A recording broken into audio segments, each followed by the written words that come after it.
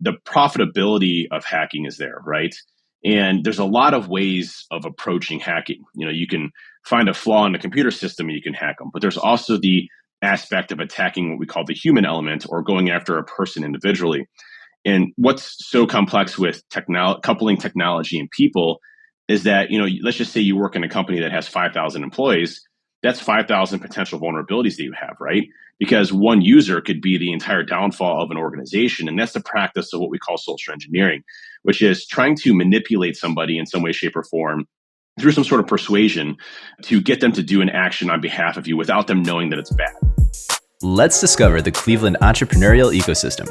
We are telling the stories of its entrepreneurs and those supporting them. Welcome to the Lay of the Land podcast, where we are exploring what people are building in Cleveland. I am your host, Jeffrey Stern, and today I had the absolute pleasure of speaking with Dave Kennedy. Dave is a cybersecurity authority whose mission is to drive the industry forward and make the world a more secure place. In addition to founding two large-scale cybersecurity firms here in Cleveland, TrustedSec and Binary Defense, Dave has testified before Congress on issues of national security and has appeared as a subject matter expert on hundreds of national news and TV shows. Dave started his career serving in the United States Marine Corps, focusing on cyber warfare and forensic analytics, including 2 tours to Iraq. All experience he was able to leverage to become Chief Security Officer for Diebold, a Fortune 1000 company based here in Northeast Ohio. In 2012, Dave left Diebold to found TrustedSec, an information security consulting company, and sister company Binary Defense, which is a full-service 24/7, 365 monitoring and detection company that focuses on the detection of attacks in their early stages. Simultaneously, Dave started DerbyCon, which became one of the highest regarded and attended security conferences in the industry. Dave is ultimately a true champion of cybersecurity. Online, he goes by his Hacking Dave handle, where he has amassed over 150,000 followers across social media. He served as an advisor to the hit TV show Mr. Robot, and he is the co-author of Metasploit, the Penetration Tester's Guide, co-creator of the Penetration Testing Execution Standard, and creator of the Social Engineer Toolkit. Really quite special to hear Dave's stories here and learn about the incredible organizations he's founded and grown here in Cleveland. So please enjoy my conversation with Dave Kennedy.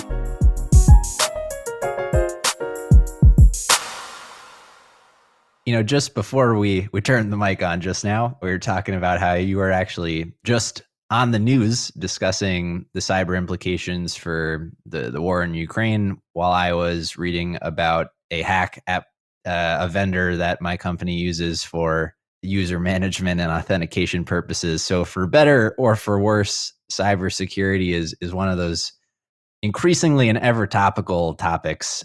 It tends to be just one of those things that I think most people don't think about until something happens to them explicitly, which is of the many reasons I've been very much looking forward to this conversation with you as a true expert and an advisor on cybersecurity and as an entrepreneur in the space. So thank you very much for coming on. Yeah, my pleasure. And look forward to the podcast and getting everything. But cybersecurity is definitely one of those things where, I truly enjoy it. It's become a passion and hobby throughout my whole life, and dedicated my entire career to it. And it just continues to get more and more exciting, it seems like, every year, which you never would have thought computer security would have been exciting. But the way that it's evolved and everything else, it's such a crazy industry. Keeps you on your toes all the time. Yeah. So for those who may not have an understanding of who you are, your online Hacking Dave persona, or your background generally, I'd love if you could just give us a brief introduction and maybe how cybersecurity became that thread that ties your career together. Yeah. So my name is David Kennedy. I'm the CEO and founder of 2 cybersecurity firms here in Cleveland, Ohio. We have an office in Strongsville, though our new headquarters is opening up in May. So we're really close to that. It's a brand new state-of-the-art facility building, training facility for kids and colleges and stuff like that. That'll be in Fairlawn, Ohio. And then I have another company, Binary Defense, which is in Stowe, Ohio. A lot of times if you're driving out Route 8, you can see the binary defense front signs from the highway. They always get complimented on the backlit, thing. It just stands out. There's nothing else there other than that. So, but, I've been in the security industry for almost 25 years.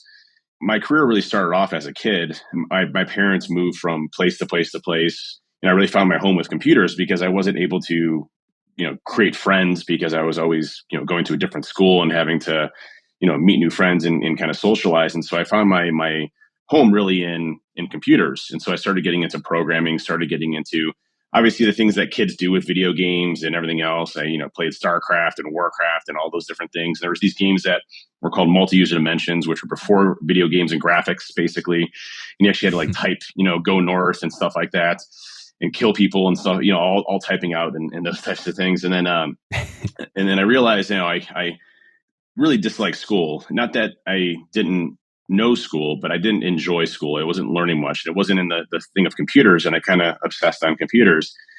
And so I almost actually failed out of high school. I graduated from Bedford High School. I moved from, Willowick to Wycliffe to Perrysburg to Lyndhurst to Bedford. And then Bedford is where I eventually graduated from. And I actually didn't get to walk, and get my diploma or things like that. I went to summer school just to pass to graduate. And then from there, I'm like, well, hey, college probably isn't the best route for me since I really don't like school. So why not join the military? So I ended up taking what's called the ASAP test, which is the aptitude test. And I joined the United States Marine Corps and joined the intelligence community side of the house. So I scored really high on their aptitude test, especially around intelligence, cryptography, computers, things to that effect, things that I was really interested in.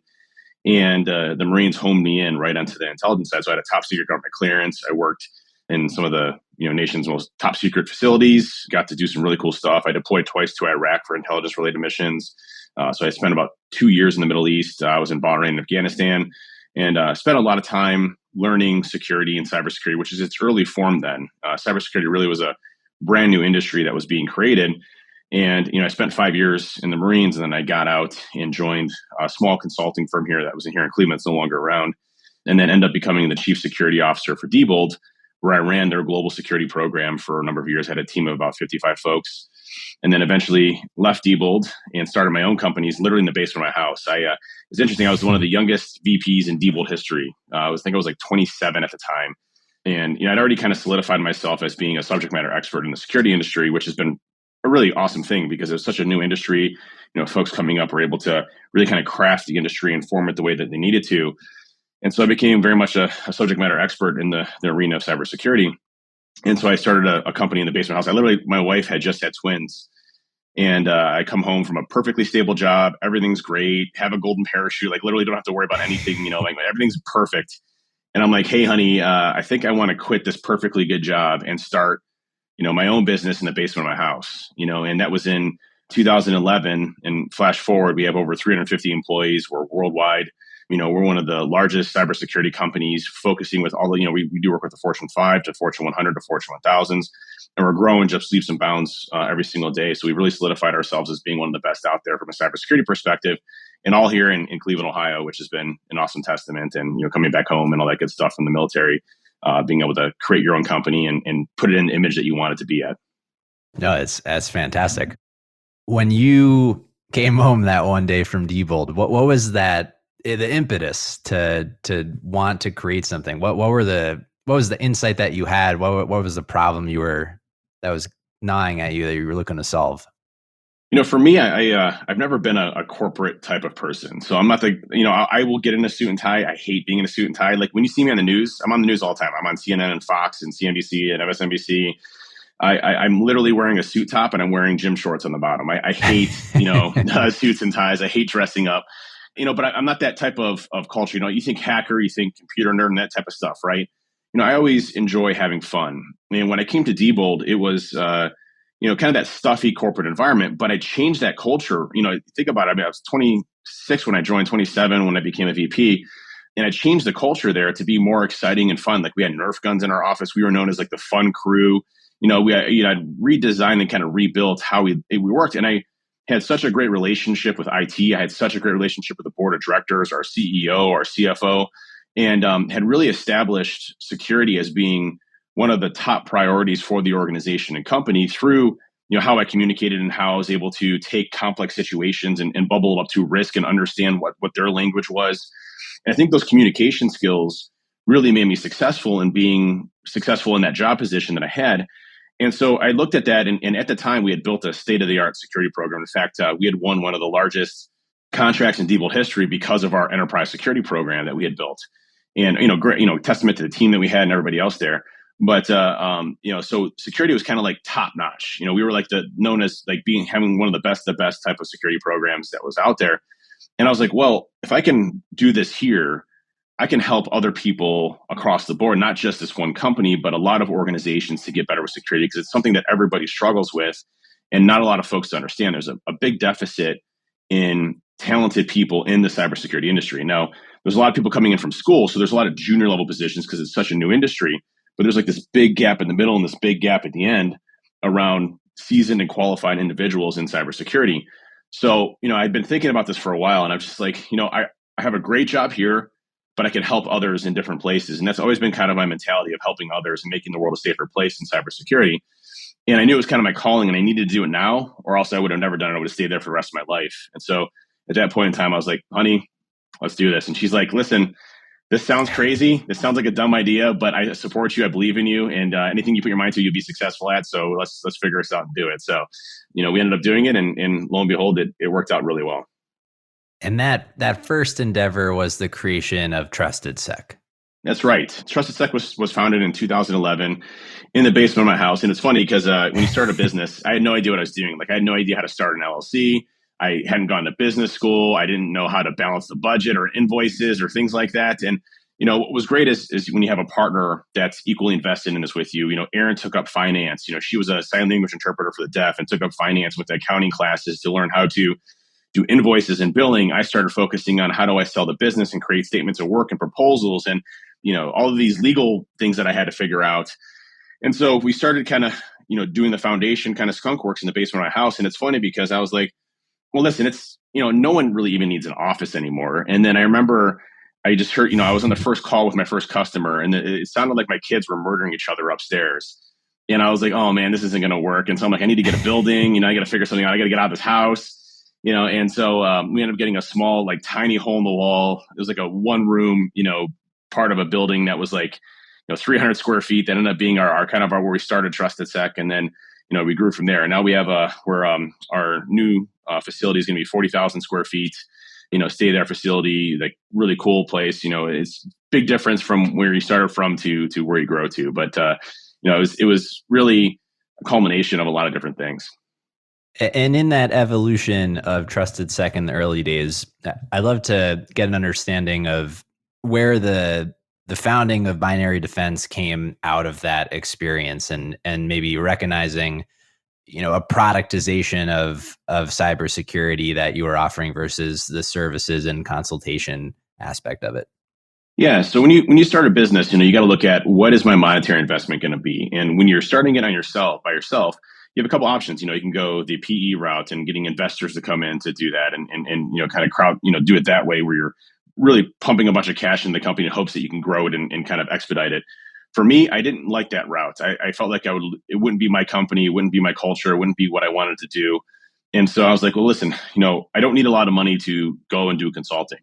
So what I did is I, called up, all my friends and that were in security, positions in different companies. I'm like, hey, can you float me some work for some months? So I'll come out there and do security work. I'm like, heck yeah, dude, would love to have you come out. You're like one of the best security guys out there. So, I ended up getting some contracts early on that, had some cash coming in that I could, continue to float, and then eventually hire another person. But, when you look at security consulting services, that's really where a lot of my expertise was. I'd got out of the military, I'd done consulting for about 5 or 6 years. And then I went into the corporate side of the house. And, I knew that there was a big deficiency and gap in companies that really struggle with security, like understanding what security was, because security is a really complex subject. You think you have, hey, we have antivirus, we're good. Well, unfortunately, the hackers have gotten smarter and they've figured out ways of getting around your antivirus products. They're hacking companies all the time and they're holding you ransom, and you see all this stuff on the news and you're like, am I protected? And so my whole goal with Binary Defense was to take a lot of that complexity out of there, but it required a lot of capital. And so what I did first was build up TrustedSec to a point to where I could get it in a position to where, I was getting enough capital coming in that I could front starting another company. And, I think I got to about 10 or 12 people when the binary defense front started to kind of go into motion. I had met an individual named Mike Valentine who was retired and focused more on the logistics software development side of the house, but could come in as a CEO to help run the company because I didn't want to run and take away from the growth of TrustedSec. But I also wanted to be more on just focus on the technology aspects and the development pieces because that's what I'm good at, coding and writing code and figure out how hackers are breaking into systems. So I brought aboard our CEO of the company that could run and manage the company day to day, build a sales organization, and everything else. And then I came in as the CTO to help build the product and technology. And the whole purpose behind that was we created a 24/7 security operations center. Think of it as like an ADT for computer security systems, where we're continuously monitoring for intrusions, looking for hackers. And it's a piece of software that you basically install on your workstations and your servers and things like that. And we continuously are updating it with new techniques that hackers are using so that it takes the complexity out of a company having to have a full detection engineering division that is focusing on what hackers are doing, which is a very big cost and things to that effect. So you offload that to us and we manage the security for your organization. And so that was really the mindset and vision, because I knew there was a major need for that to help companies get better with cybersecurity.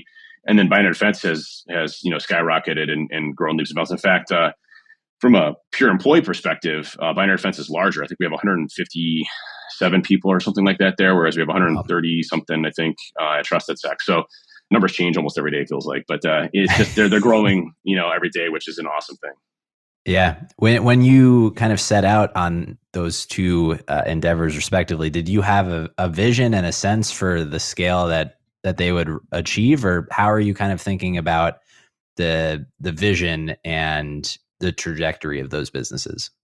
Yeah, I mean, I think Aaron and I had discussed, like, when TrustedSec hit 30 people, we'd be good. And now we're at 137 people at TrustedSec. So, I don't think we ever envisioned TrustedSec growing as large as it has and continues to grow, nor are we even close to any type of capacity. I mean, we're just, adding on more and more folks, great folks, more customers. We have a great brand and name and reputation. I think that's one thing that I didn't really foresee, which was how large our brand would get in the industry. When people come to TrustedSec, you're going with the cream of the crop, the best folks, the best consultants. We only have senior level resources. We're focusing on quality of work. And then the binary defense front side, I had an idea that I was going to grow to be a larger organization and continue to grow. So, from a vision perspective, from day one, we really tried to structure it as a big company in many senses, not from a culture perspective, more so like having a foundation of marketing and sales and HR and all that good stuff early on, because we knew that it was going to grow quickly and we need to be able to scale quickly. Yeah, I mean, I think you look back, hindsight 2020, I would have never envisioned TrustedSec being as large as it was, and I would have thought binary defense would be probably half the size it is right now. I wouldn't have expected so much growth so quick. You had mentioned that cybersecurity generally, it's one of these risks that organizations face that I found also it tends to just be underestimated as a risk. Why do you feel that there is this like uninitiation and familiarity with the risks and threats that organizations and companies face with regards to cybersecurity, and how do you go about explaining its importance and severity? Yeah, that's a great question. I think most organizations think that their IT security is handled because they have IT people, or that they leverage Microsoft, for their email, and that they're secure that way, right? And I think it's just a lack of understanding around what attackers are doing and how they're actually forming their attacks. They recognize that you have an IT staff. They recognize that you have antivirus. They recognize that you purchased a firewall. They recognize that you use Microsoft 365. And they take advantage of that and they use that against you.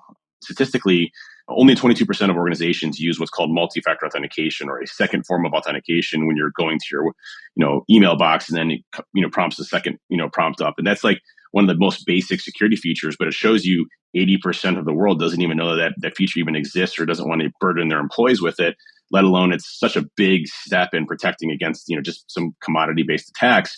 So I think it's a lack of understanding around the risks associated with doing technology and business.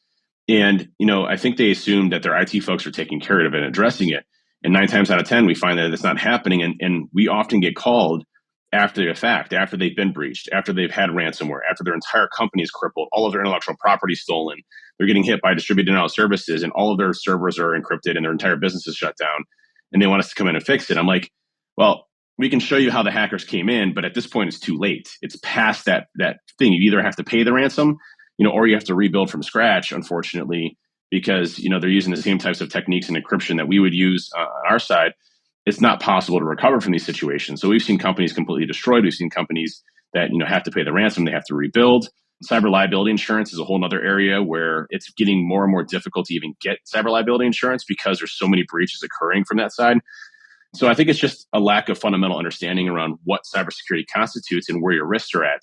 And that's really why, at TrustedSec, we have a lot of exploratory services that we do to try to identify where your security program's at. Like, is it super mature where you have no security? And here's the areas that you need to focus. Here's the top 10 things that you need to do to stop the basic level of attackers. And here's the things you need to focus on over the next few years. But no one does that if they don't, experience a data breach, or they don't have somebody that's somewhat tech savvy, or you have a board member that, kind of knows a little bit of technology or security and is like, hey, what are we doing for cybersecurity? Cybersecurity is definitely still an afterthought in many cases. And I think most people think that they're just naturally protected. And honestly, it's just a matter of time before they're hit and their entire company is brought down. On that kind of reactive nature to the business, how do you get people to think proactively about it? And how do you also on that front measure your own success? And how do you hold yourself accountable in kind of a preventative manner? Yeah, it's a good question. So, for us, it's all about bringing education awareness out there, right? I'm out there speaking all the time. We have folks out there speaking all the time. We're on the news all the time. I mean, even, I don't know if you know the TV show, Mr. Robot, but I helped out the TV show, Mr. Robot, with Rami Malek and Christian Slater. So I got to work with them quite a bit in the skits and stunts. In fact, they mentioned my name on the TV show, which is pretty cool. Rami Malek impersonated me and said, "Oh, I'm Dave Kennedy," on the actual TV show, which is kind of cool.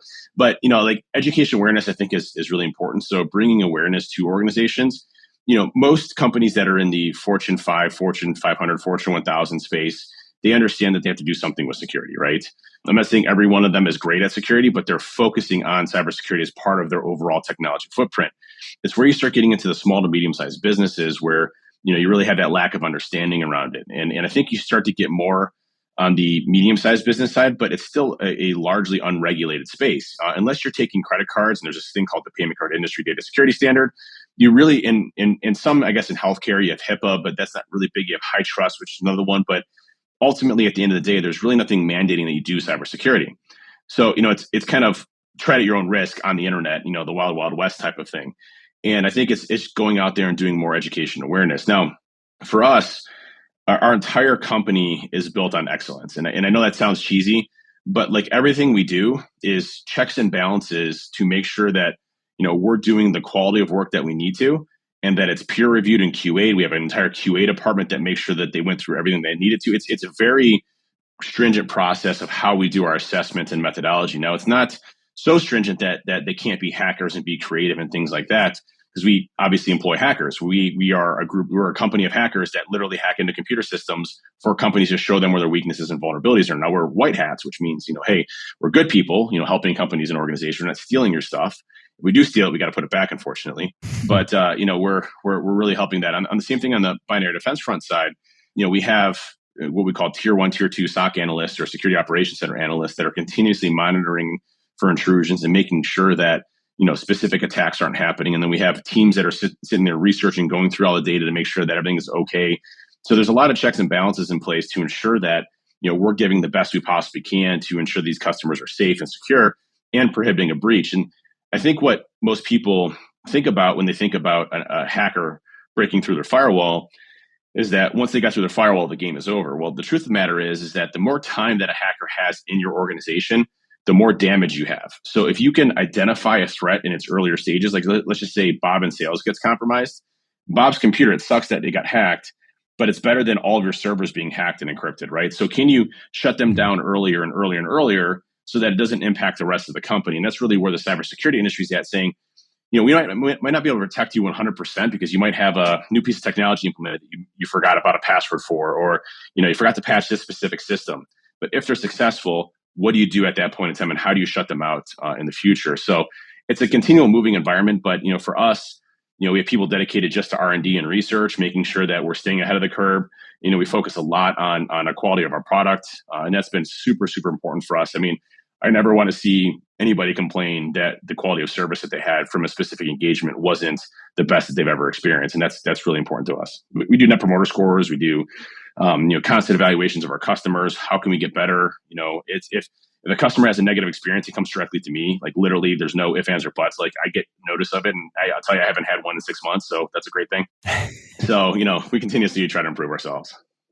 I would be remiss, I think, if I didn't take us down a slight Mr. Robot detour here, because I think one of the things, and I really would like to get your perspective on this now.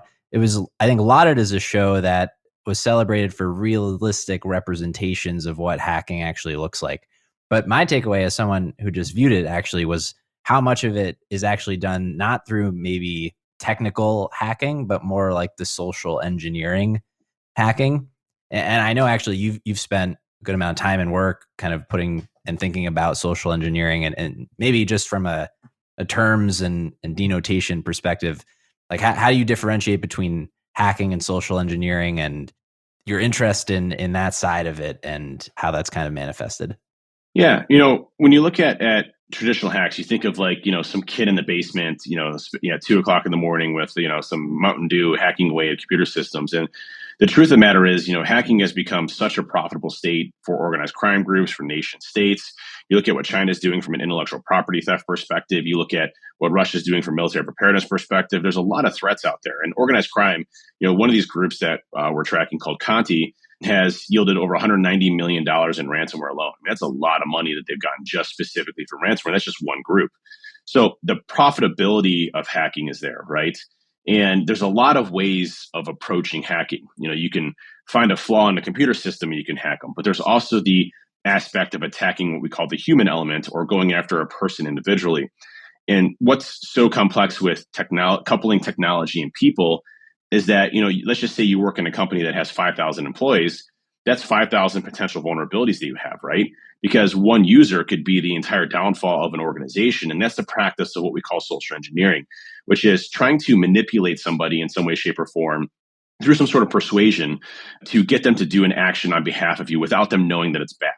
And so a lot of times you'll see, hey, you're going to lose your HR benefits tomorrow unless you open up this document and sign this and send it back. Well, that sounds stupid, but you make it look somewhat believable, and you get an employee that doesn't know a lot about computers, and all of a sudden now they're opening up this document which contains malicious code that's now executing on the computer itself. And now guess what? That firewall that you purchased, they're sitting behind that. If you think yourself as a castle, they're behind those castle walls now. They're inside that castle. Now they have access to all the systems that this person has access to, including, servers and workstations. And now that one person becomes the catalyst for hacking into all of your other systems. And that's why social engineering is such a devastating blow to most organizations. And that's why we see most security breaches actually originate from what we call phishing or social engineering aspects. Phishing is, sending an email out to an individual, again, coaxing them into something that has a component of that, which is social engineering. Now, we don't typically see, a hacker in Russia trying to impersonate somebody over the phone. Accents, believability, things like that become a kind of an issue. There is a group out there right now. It's actually allegedly, it's not confirmed yet, but allegedly a 16-year-old.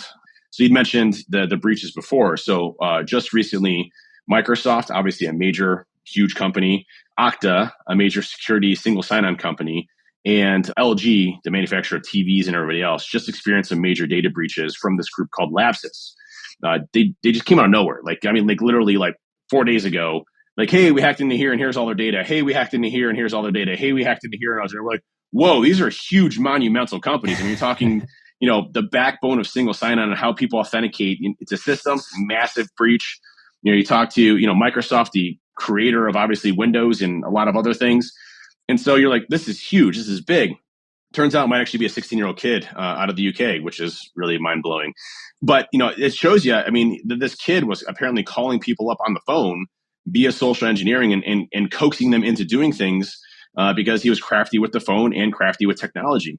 And that just shows you how easy it could potentially be when you take the human element in consideration. Because if I'm targeting one individual and I fail at that, well, I call up a second individual. Then I call up a third individual. Then I call up a fourth one. And the fifth one, finally, I get through. And that's the issue that we run into in cybersecurity today is that the human variability that we have here is not a technological problem. It's a human problem. It's an education awareness problem. It's putting appropriate controls on those humans to ensure that they can't mess up. And in the event that they do, identify it and shut it down before it becomes a major problem in the rest of the organization. Yes, the human fallibility that's hard to solve for ultimately. Yeah, I mean, you get people that are just different, cuts. You have people that focus on sales and their whole life has been sales. It's not technology. They're not technology savvy. They might have an iPhone, or you have folks that have been working there for 60 years that barely know how to turn their computer on. You have people that work on shop floors that are sitting there spray painting cars. They're not technology savvy. So you have all these different variabilities that really bring in all of this complexity. And unless you educate your users and unless you start to put in some proactive measures on security, those are all entry points into your network that can be cataclysmic to your entire organization. That's where these ransomware groups have really taken advantage of. You mentioned the organizations in some sense are made up of hackers, if you will, on the right side of it. But it's a little bit of kind of understanding your adversary, eating your own dog food, maybe even empathy for how who you're trying to defend against thinks. How do you build proactively in this space though, where threats proliferate so quickly? Like, how do you stay ahead of where these things are going and come from?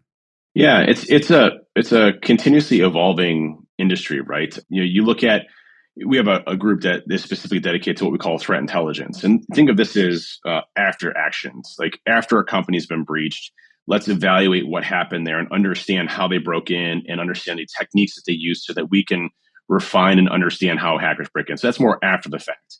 And we also have a research and development team that specifically focuses on understanding how new attacks can happen and how you can innovate in that area to get better from a research perspective and having your own techniques and tooling and things like that. And that's also very beneficial for us because we have a number of customers that I would consider top class high security programs, that are really good at security, that have done just an amazing job, and they're in the top 1% of security. A couple of those are in the financial institutions, some of them are the DoD contracting, areas, medical research, some of those in there. So some really high end areas that have spent a lot of time protecting their intellectual property as well as their company and organization.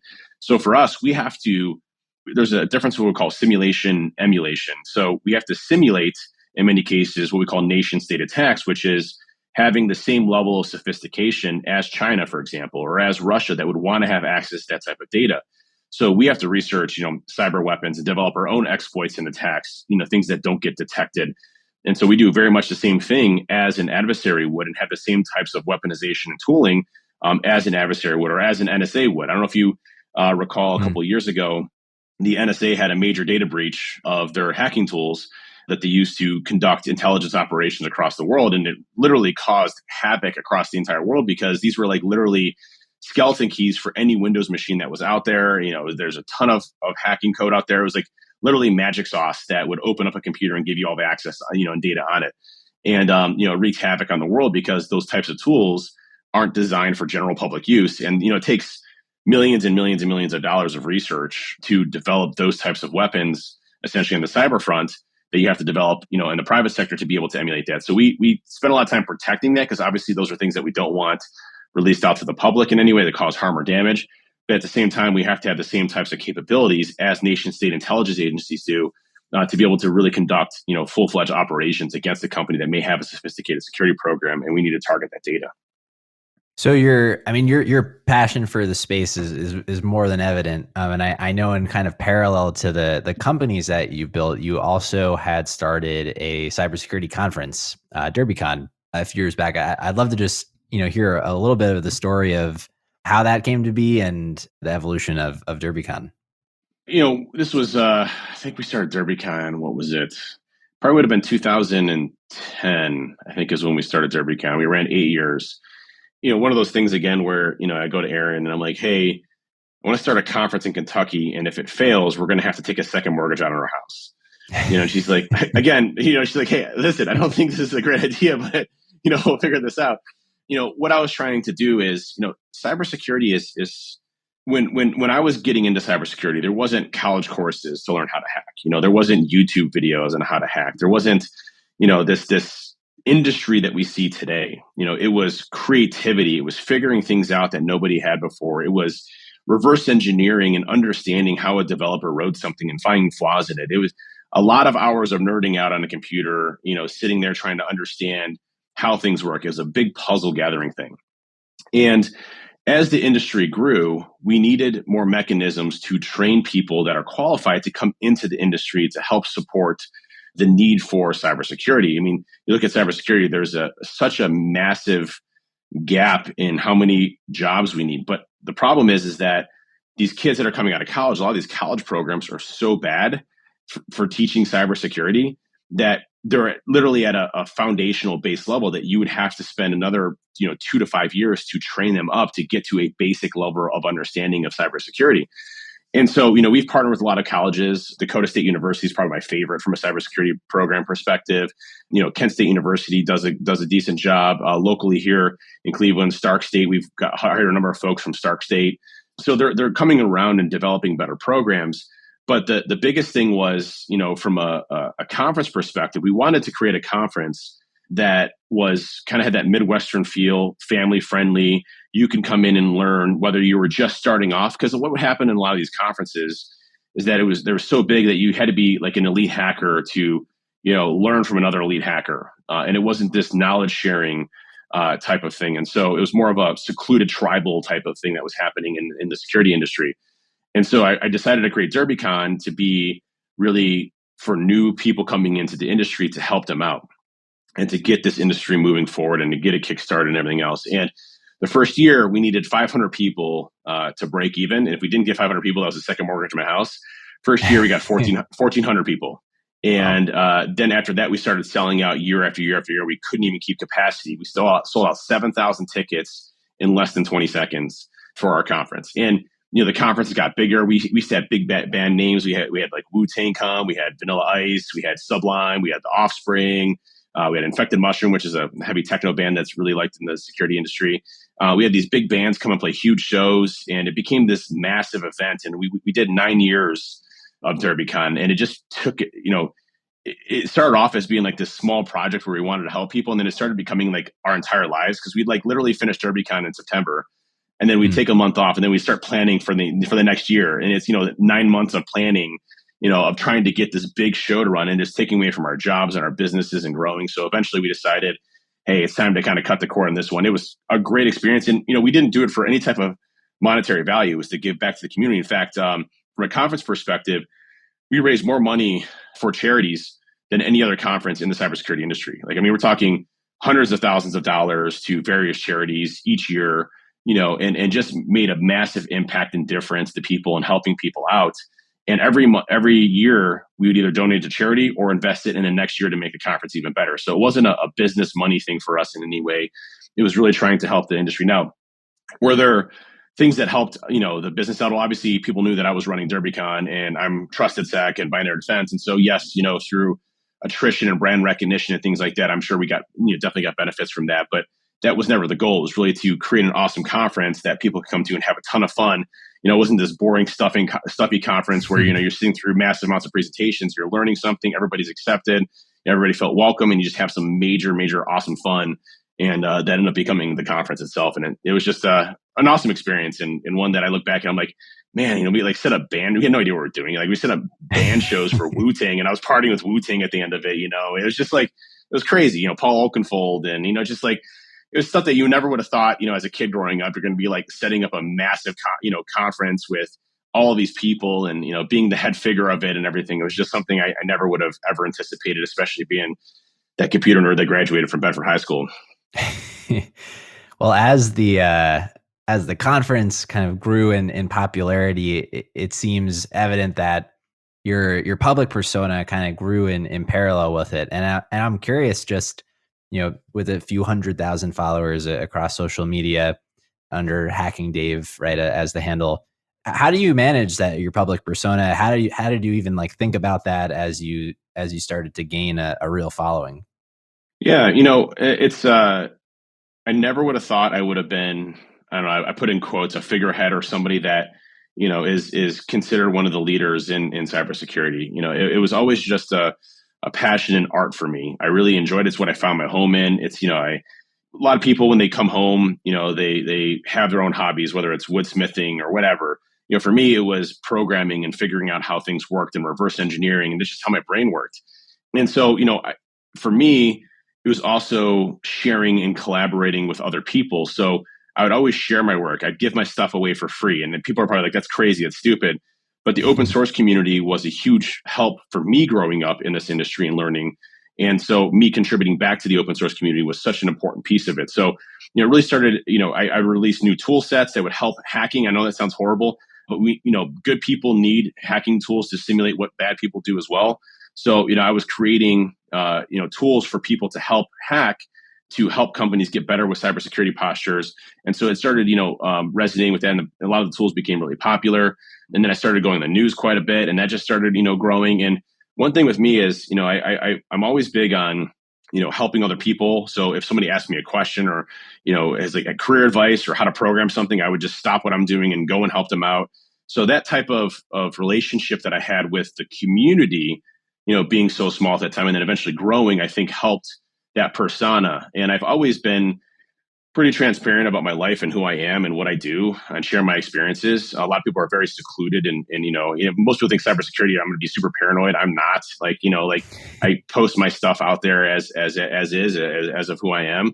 I own a lot of guns in my house, so I figure that's good self-defense if I need it. But it's one of those things where my persona has been big, and I've always been helping give it back. In fact, one of the things that I started doing was helping high schools develop their computer programming classes and cybersecurity classes. And so I took a position on the Bedford Technology Board, and I also ended up building a state-of-the-art e-games facility for them, and they call it the David Kennedy Center of Leadership, Gaming and Leadership Excellence at Bedford High School, which is giving, if you look at Bedford High School, net median income is $30,000 or less, which is way under the national average. So a very poverty-stricken location. They've had a lot of issues there with gang-related members and crime and everything else. And that's where I grew up at.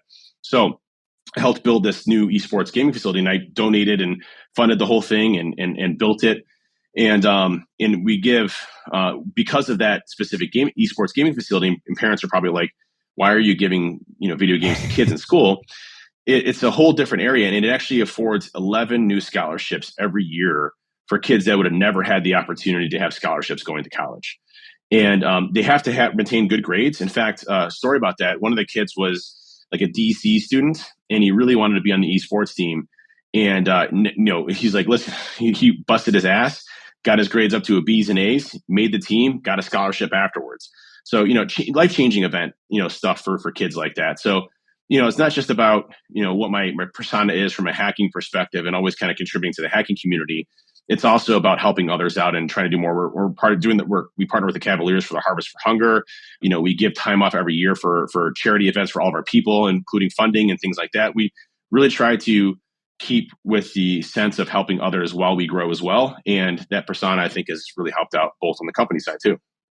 Do you find that you're able to still exercise your passion to actually get in and do some of the hacking, or do you find yourself more at the kind of organizational level as a CEO, as a leader, a little removed from it? How do you balance that? And I guess with that, like what are you excited about looking forward over the next few years?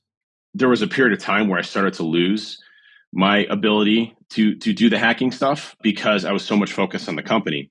And when I recognized that, I put things in place to ensure that I can still continue to do the fun hacking stuff that I like to do. So, I have a great leadership structure. I have a COO, Chief Operating Officer that, hired about 2 years ago. That was just a godsend for our company. I mean, guys is just absolutely brilliant. His name's Eric and helps run our entire operations. I mean, literally, he's acting essentially, lack of a better term, as our CEO.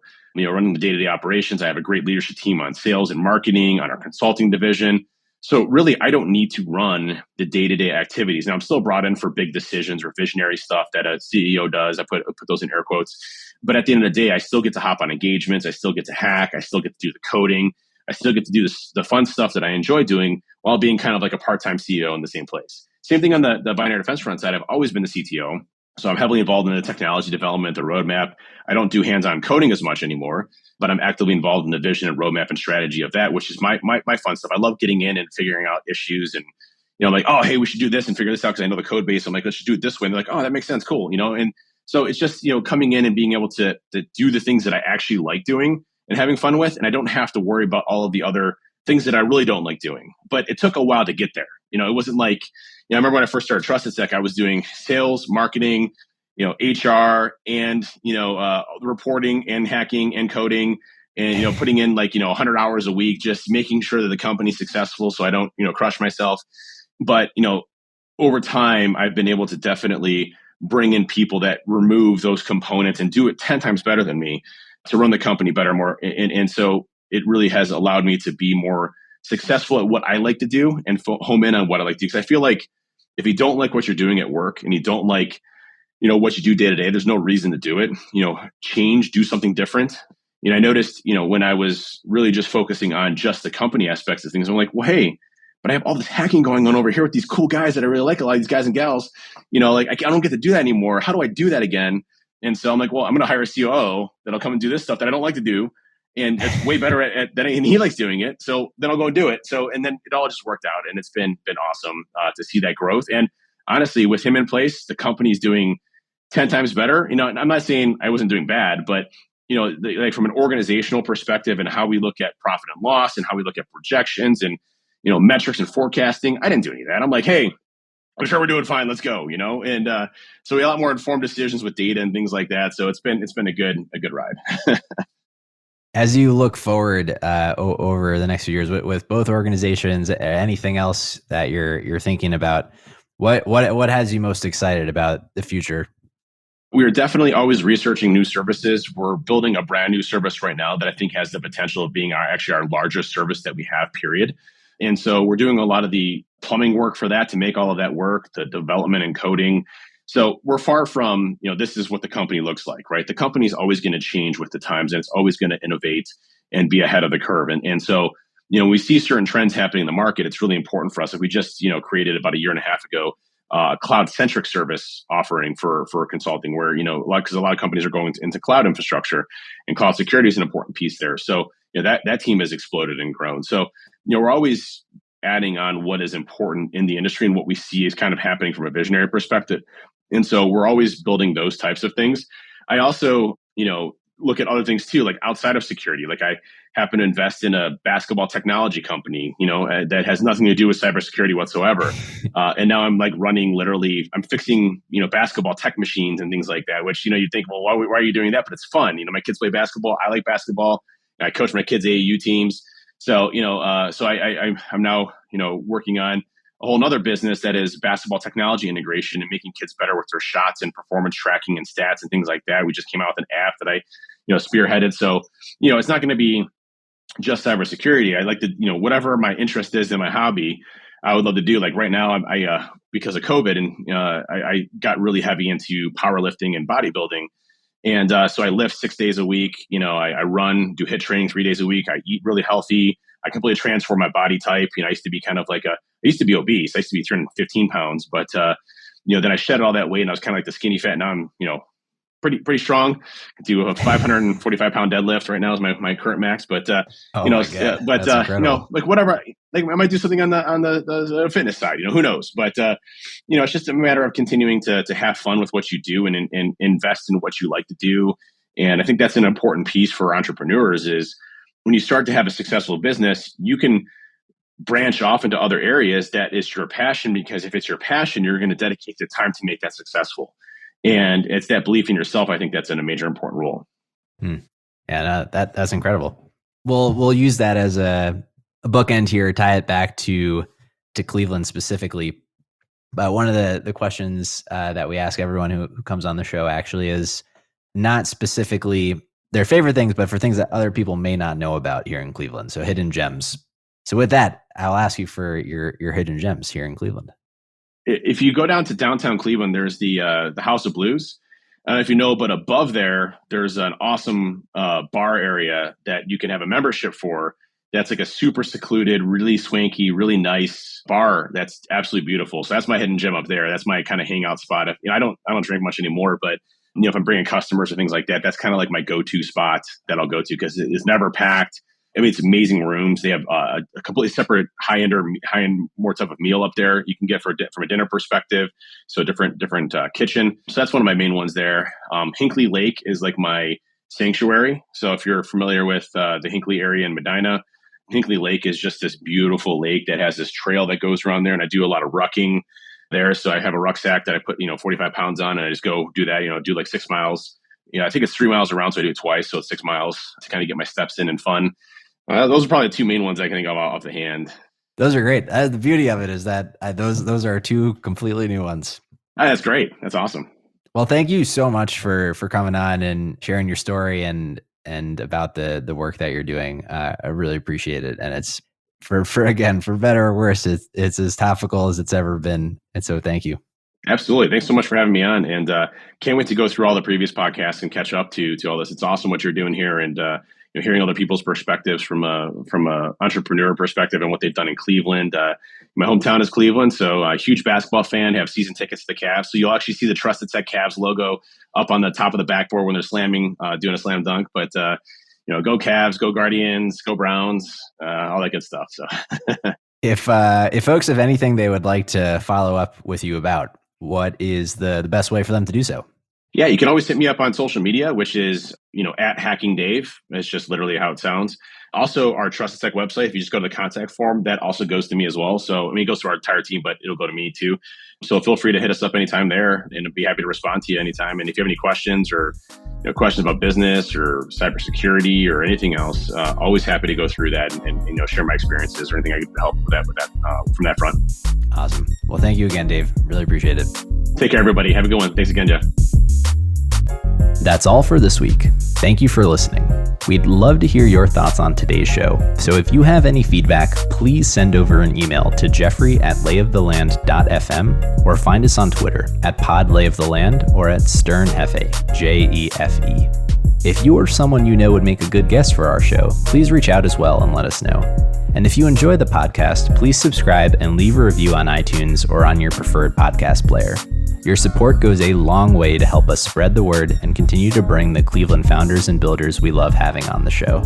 We'll be back here next week at the same time to map more of the land. The Lay of the Land podcast was developed in collaboration with The Up Company, LLC. At the time of this recording, unless otherwise indicated, we do not own equity or other financial interests in the company which appear on this show. All opinions expressed by podcast participants are solely their own and do not reflect the opinions of any entity which employs us. This podcast is for informational purposes only and should not be relied upon as a basis for investment decisions. Thank you for listening, and we'll talk to you next week.